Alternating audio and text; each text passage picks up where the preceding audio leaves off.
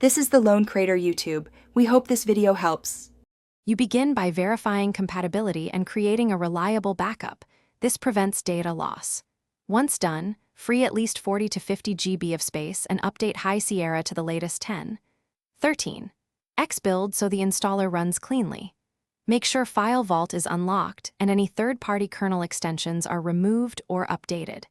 Then, open System Preferences, sign into your Apple ID if needed, and download the Big Sur installer from the App Store or Software Update to start the process.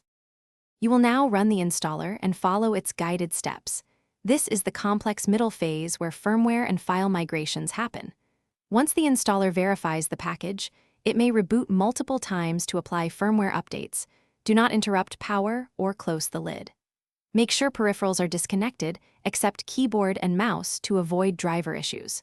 While the progress bar runs, watch for additional setup dialogues asking to enable features. Respond promptly, so system migration completes without stalls or hanging prompts.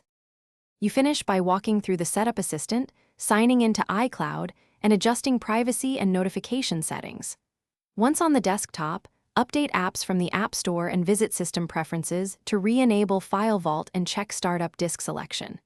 If the Mac won't boot or apps crash, try Safe Mode, reset NVRAM and SMC, and disconnect external devices. As a last resort, restore from your Time Machine backup or reinstall Mac OS using Recovery. This resolves most upgrade failures and gets you back to a working system. Thanks for watching. Consider subscribing if we helped you.